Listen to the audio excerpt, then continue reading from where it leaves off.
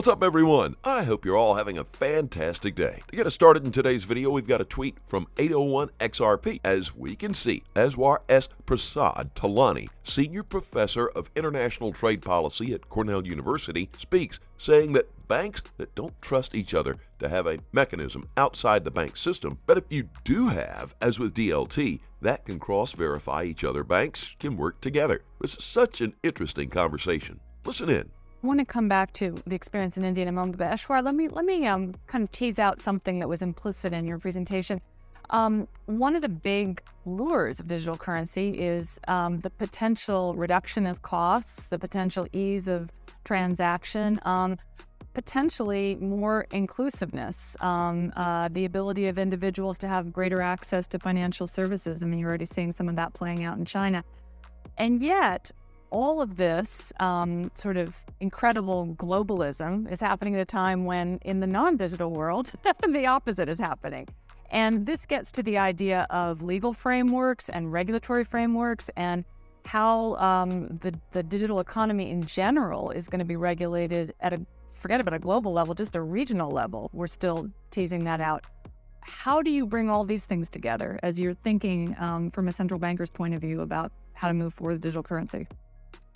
I have little doubt, to be honest, that these gentlemen's august institutions and the Bank of Banks will be in business for hundreds of years to come. The question is what form they will have in the years to come. Certainly there is a lot of hype about how much could be transformed. I don't think, as I mentioned at the end of my remarks, that we're at the threshold of a big revolution, but it's going to be some significant changes in the future. And there are many positives, I think, to be taken from what is happening with digitalization of currencies. It will bring more, activities out of the shadows into the formal part of the financial system. It will give people more access to the financial system. And that, I think, is a really important part if you think not just about financial markets, but about the economy as a whole.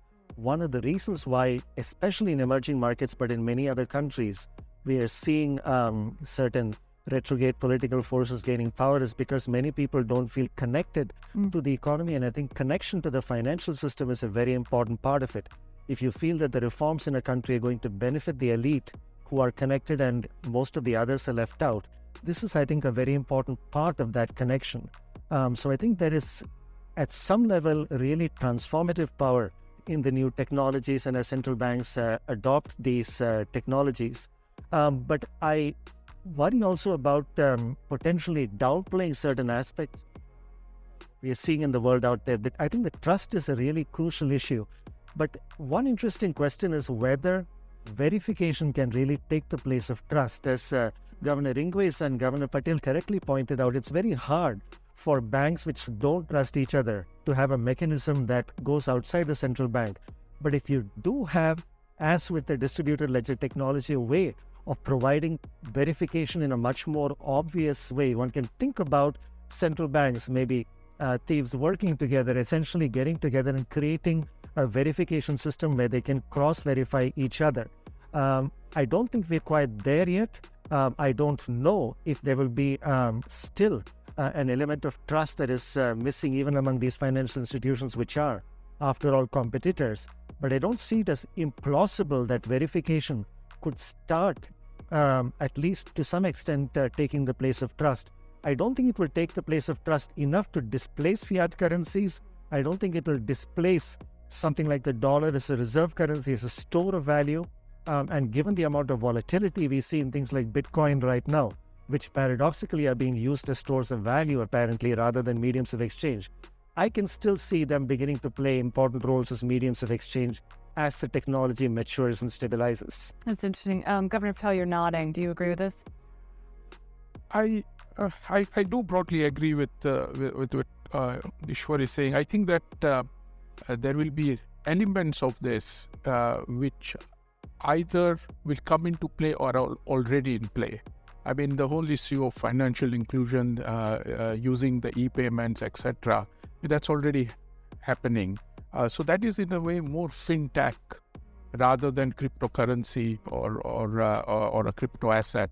And I would agree with Ishwar on that completely, that is here to stay And in fact, I think on balance, that is far more positive than negative. Well, and this is an important point that As always, welcome back to Money Side, your favorite crypto news channel. If you're new here, welcome to the XRP Army. Hit that subscribe button and turn on notifications. That way you don't miss out on our daily crypto news updates. That aside, in an interview with Stifel Tech analyst Lee Simpson, Brad Garlinghouse delves into a number of topics related to blockchain technology and the crypto world, and claimed that Bitcoin is under the control of China, saying, I'll tell you another story that is underreported, but worth paying attention to. Bitcoin is really controlled by China. There are 4 miners in China that control over 50% of Bitcoin. How do we know that China won't intervene? How many countries want to use a Chinese-controlled currency? It's just not going to happen. More on that, we've got a tweet that was shared by XRP Crow Brad Garlinghouse, the CEO of Ripple, speaking more on the same matter. He boldly says that China controls the Bitcoin blockchain. There are 4 miners in China that represent 60% plus of mining capacity, and 80% of mining capacity is based in China for Bitcoin and Ethereum. a yuan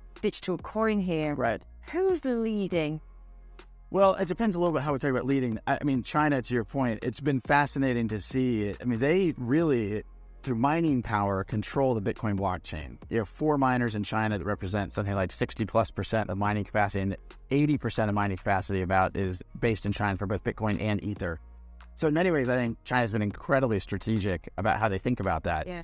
And now that this has been brought to your attention, why else do you think Ethereum and Bitcoin were given free passes and not XRP? Well, this seems to me like a scheme to stifle American innovation. In more interesting news today, we've got another tweet that was shared by CoinDesk. Hester Pierce, the SEC commissioner, speaks on the state of regulation in the U.S. She says that Congress may decide that the SEC is not the right regulator for some or all of crypto. Further in the conversation, she addresses the handling of the FTX case and future regulations around crypto. Well, I guess it's time that we have a body that can actually regulate the crypto space fairly and squarely.